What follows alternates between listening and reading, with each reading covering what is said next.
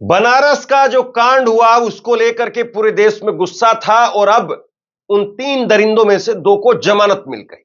जमानत मिलने के बाद एक फोटो निकल करके सामने आई है और उस फोटो में उन दरिंदों को जिनको जमानत मिली है, उनमें से एक दरिंदे को, अभिषेक चौहान को, बीजेपी के विधायक केक लगाते हुए नजर आ रहे हैं।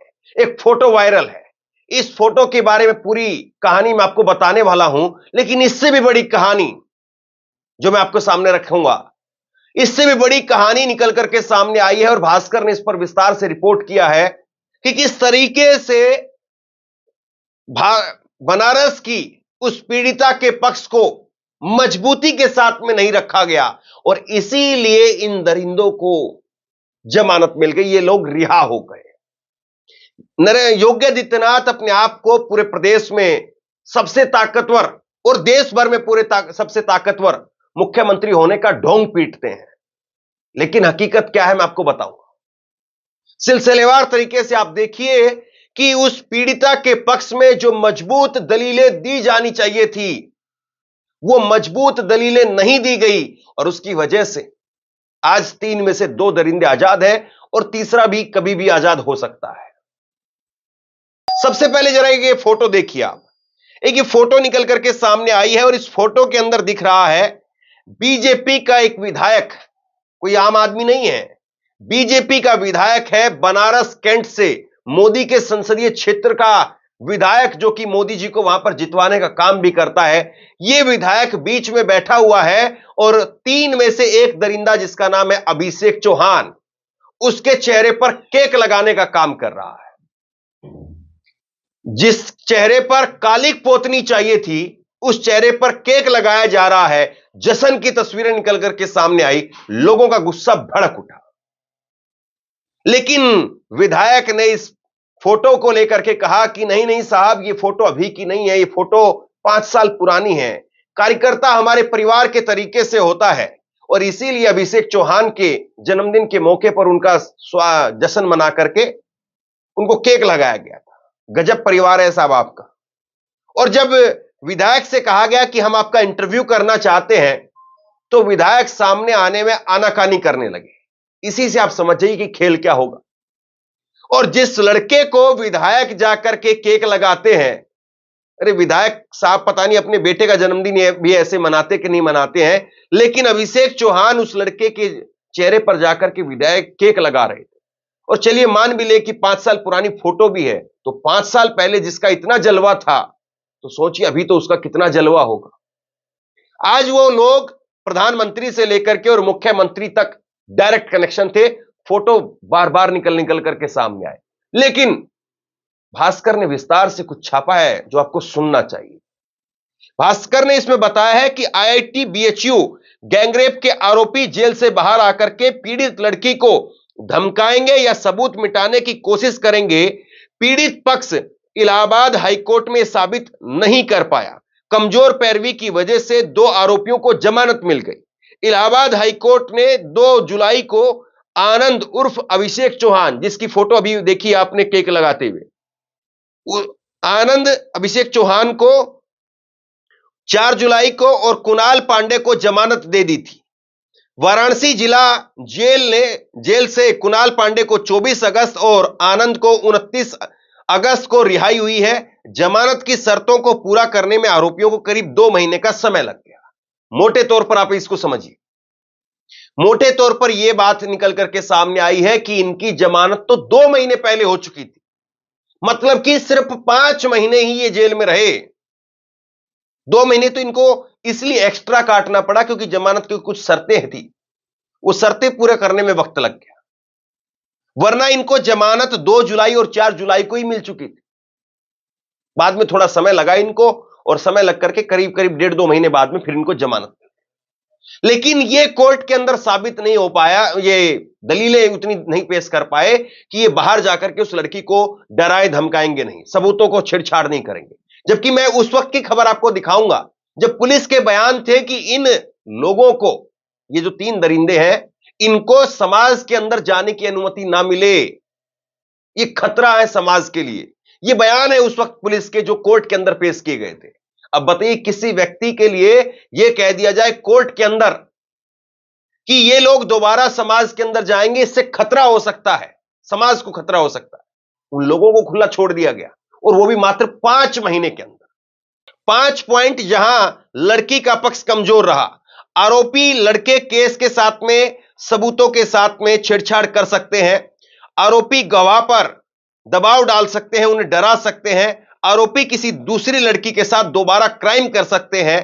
आरोपी कोर्ट के न्याय से भाग रहे हैं। आरोपी न्याय की प्रक्रिया पर असर डाल सकते हैं। ये 5 पॉइंट जहां पर लड़की का पक्ष कमजोर रहा। लेकिन ये क्यों कमजोर रहा, सोचना चाहिए।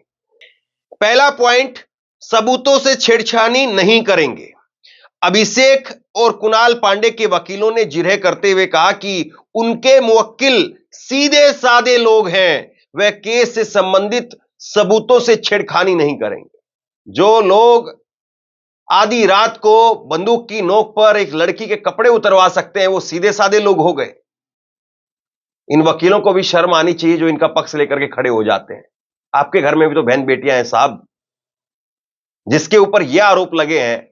और गवाह, उसमें गवाह जो है वो एक गार्ड भी थे, केवल लड़की लड़की नहीं है, उसमें गार्ड भी गवाह था, उस लड़की का दोस्त भी गवाह है। उसमें क्या कमी रह गई? इसमें पुलिस की तरफ से पैरवी कर रहे सरकारी वकील को साबित करना था कि आरोपियों के जेल से बाहर आने से सबूत प्रभावित होंगे। ये बातें रूटीन स्टेटमेंट की तरह से कही गई, मगर ठोस लॉजिक नहीं दे सके। मतलब कि जब अदालत के अंदर यह कहा गया, अदालत के अंदर जब ये बात निकल करके सामने आई कि ये सीधे साधे लोग हैं, मेरे मुवक्किल सीधे साधे हैं, तो उस वक्त में सरकारी वकील का यह काम था, जो कि सरकार की तरफ से उस लड़की को प्रोवाइड किया गया। सरकारी वकील का यह काम था कि सरकारी वकील मजबूत लॉजिक दे, वहां पर सरकारी वकील बताए कि नहीं साहब, ये लड़के सीधे साधे नहीं हैं, ये लड़के कितने बड़े दरिंदे हैं, ये साबित करना वहां पर सरकारी वकील का काम था। लेकिन सरकारी वकील वहां पर मजबूत दलीलें नहीं दे पाया। गवाह पर असर डालेंगे। वारदात की रात छात्रा की मदद करने वाला एक छात्र भी इस केस का अहम गवाह है। उसने बयान में कहा था कि लड़की को आरोपी गन पॉइंट पर लिए हुए थे। वहीं कैंपस में ही रहने वाले एक प्रोफेसर भी इस मामले में लड़की की तरफ से गवाह है। एक गार्ड भी गवाह है, जिसने बुलेट पर इन लड़कों को कैंपस में आते हुए देखा। क्या कमी रह गई? जेल से बाहर आने के बाद में वह इन गवाहों से संपर्क कर सकते हैं, उन्हें प्रभावित करने की कोशिश कर सकते हैं, इन्हें तोड़ने की कोशिश कर सकते हैं। इन तथ्यों के आधार पर मजबूती से इनको नहीं रखा गया। बताइए आप, एक सीधी सी बात यह है कि जो 3 लड़के यहां पर सामने हैं, हमारे 3 लड़के जिनका प्रधानमंत्री नरेंद्र मोदी से लेकर के जो सत्तारूढ़ प्रधानमंत्री है इस वक्त में, वर्तमान के प्रधानमंत्री, वर्तमान के मुख्यमंत्री योगी आदित्यनाथ के साथ में जिनके कनेक्शन है, फोटो है, वो लोग बाहर आते हैं। बाहर आकर के क्या वो उस लड़की के ऊपर प्रेशर नहीं बनाएंगे? उस लड़की का बयान है, वो लड़की ने 22 अगस्त को, इसी महीने में 22 अगस्त को कोर्ट के सामने पेश होकर के कोर्ट में कहा कि मुझे खतरा है, अभी भी मैं डर डर करके रहती हूं, मैं कैंपस से बाहर नहीं निकल पाती हूं, मैं हॉस्टल में ही रहने को मजबूर हो गई हूं। ये उसको खतरा है। और ये लड़के, ये दरिंदे, ये बाहर आकर के क्या उस लड़की पर प्रेशर नहीं बनाएंगे? क्या उस प्रोफेसर पर प्रेशर नहीं बनाएंगे जिसने गवाही दी है लड़की के पक्ष में? क्या उस गार्ड पर प्रेशर नहीं बनाएंगे? सबसे पहले मुझे लगता है कि इस मामले में उस गार्ड को तोड़ा जाएगा। फिर हो सकता है प्रेशर बनाया जाए प्रोफेसर के ऊपर, उसकी नौकरी को लेकर के, उसके परिवार को लेकर के। और तीसरा प्रेशर हो सकता है कि वो लड़की का जो दोस्त है उसके ऊपर भी प्रेशर बना दिया जाए। और चौथा प्रेशर उस लड़की के ऊपर ही। लेकिन सरकारी वकील ये बातें कोर्ट के अंदर साबित नहीं कर पाए, मजबूती से दलील नहीं दे पाए।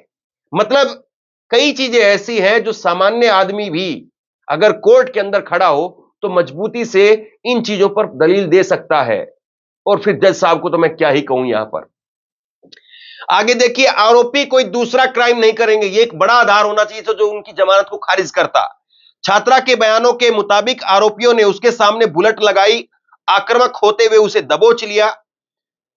ऐसे में गुंजाइश से इनकार नहीं किया जा सकता है कि यह आरोपी फिर से कोई वारदात नहीं करेंगे। क्या कमी रह गई? कोर्ट में सरकारी वकील को आरोपियों की प्रवृत्ति के क्रिमिनल पहलू को साबित करना था, मगर ऐसे में फैक्ट कोर्ट के सामने नहीं रखे जा सके। मैं आपको आगे बयान दिखाऊंगा। पुलिस ने उस वक्त में जब इनकी गिरफ्तारी हुई थी, गिरफ्तारी भी 60 दिन के बाद हुई थी। ये मध्य प्रदेश में उस वक्त में चुनाव चल रहे थे। मैं मध्य प्रदेश में चुनाव की ग्राउंड रिपोर्टिंग कर रहा था और वहीं से मैंने इस खबर को कवर किया था। ये मध्य प्रदेश में जाकर के बीजेपी के लिए प्रचार करते हैं, वहां पर बीजेपी की सरकार बनवाते हैं। 60 दिन के बाद में इनकी गिरफ्तारी हुई। अब ये लोग जो कि खूंखार तरीके के दिखाई दे रहे हैं, और पुलिस का उस वक्त में बयान था कि ये पेशेवर अपराधी हैं। ये पुलिस का बयान था, आगे दिखाऊंगा मैं आपको। लेकिन सरकारी वकील साहब इस चीज को भी अदालत के अंदर पेश नहीं कर पाए, इस चीज को भी अदालत के अंदर मजबूती से रख नहीं पाए। आगे देखिए, कोर्ट के न्याय से भाग रहे हैं आरोपी। 31 दिसंबर 2023 को गिरफ्तारी के बाद आरोपी जेल के अंदर रहे। उन्हें क्रिमिनल के साथ में ही रखा गया।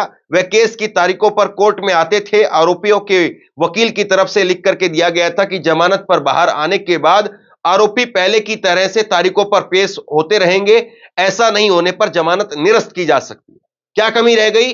जमानत पर बाहर आने के बाद आरोपी कोर्ट प्रोसीडिंग से बचने की कोशिश करेंगे।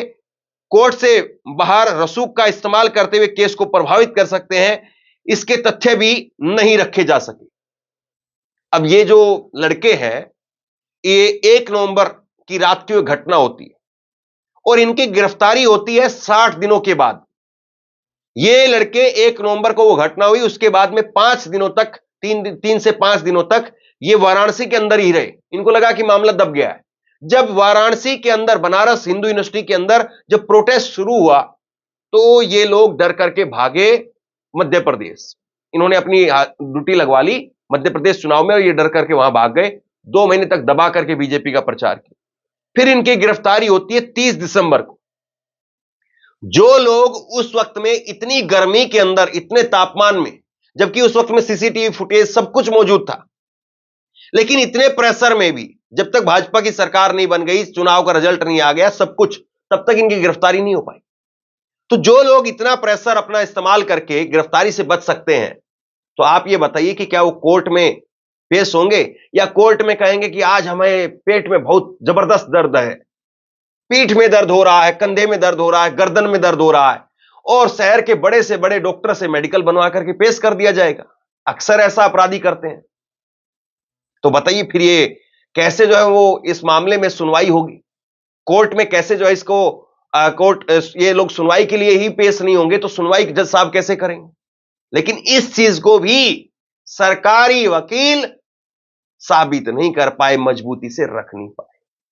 आगे देखिए, लड़की को डरा धमका सकते हैं छात्रा, अभी भी कोशिश काशी में ही रह रही है, यानी बनारस में रह रही है। जाहिर है सबसे ज्यादा डर उसी को है। जेल में रहने के दौरान आरोपी लड़की तक नहीं पहुंच सकते थे, मगर जमानत पर जेल से बाहर आने के बाद वह लड़की से सीधा या परोक्ष रूप से प्रभावित कर सकते हैं। क्या कमी रह गई? छात्रा अभी भी डरी हुई है। आरोपियों के बाहर आने से उसको खतरा है। उसने अपने बयानों में खतरे का अंदेशा भी जताया था, मगर कोर्ट में ऐसा कोई आधार पेश नहीं किया गया जिससे साबित हो सके कि उसकी जान को खतरा है।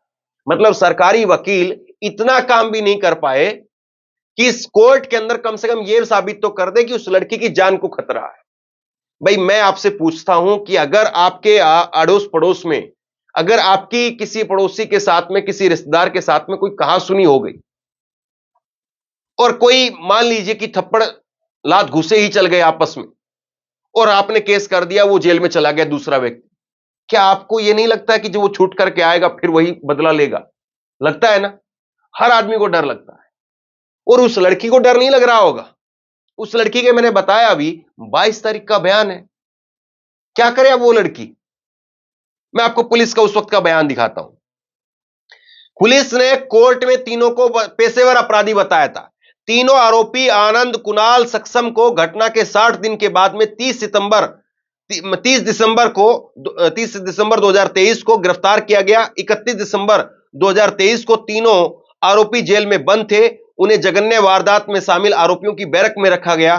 पुलिस चार्जशीट में तीनों आरोपियों के route chart, CCTV footage, mobile location को आधार बनाया गया था। इसके साथ ही पीड़ित छात्रा, उसके दोस्त और एक गार्ड का बयान भी आरोपियों के खिलाफ आधार बनाया गया था। व्हाट्सएप चैट को भी कोर्ट में पेश कर जब्त बुलेट का भी जिक्र किया गया था। कोर्ट में पुलिस ने बताया था कि तीनों पेशेवर अपराधी हैं। जनता के बीच में तीनों को जाने की अनुमति नहीं मिलनी चाहिए। आसान भाषा में समझिए अब इसको। कोर्ट ने पुलिस में बताया कि साहब ये तीनों पेशेवर अपराधी, इनको जनता के बीच में मत जाने दीजिए। और क्या क्या इसमें इनसे हासिल किया गया था? इनकी व्हाट्सएप पर ये लोग बात कर रहे थे। तू घर पहुंच गया? हां मैं घर पहुंच गया। लोग भाग ले यहां से, मामला गर्म हो गया है। इस तरह की व्हाट्सएप चैट थी इनकी। ये लोग उस वारदात को अंजाम देते हैं पहले, और वारदात को अंजाम देने के बाद ये लोग फिर भागते हैं, और भाग करके लोग मध्य प्रदेश पहुंचते। तब तक की सारी व्हाट्सएप चैट है इनकी। वो बुलेट मोटरसाइकिल भी पकड़ी जाती है, गार्ड ने गवाही भी दी, सब कुछ था साहब। लेकिन अगर कुछ नहीं था यहां पर, तो ऐसा लगता है कि सरकार का जो एक मजबूती के साथ में पक्ष दिखना चाहिए, सरकारी वकील जो मजबूत दिखना चाहिए, योगी आदित्यनाथ एक मजबूत सरकारी वकील भी पेश नहीं कर पाए, जो कम से कम इन लोगों को जमानत पर बाहर नहीं आने देता। तो बहरहाल बहुत बड़ी खबर है। भास्कर ने इस पर विस्तार से लिखा है, मैंने आपको बताया है। इस खबर को आप लोगों तक पहुंचाइए, बहुत जरूरी है, क्योंकि असलियत लोगों के सामने पहुंचनी चाहिए। टीवी पर ऐसी चर्चा नहीं होगी, टीवी पर खबर नहीं दिखाई जाएगी, मान करके चलिए आप।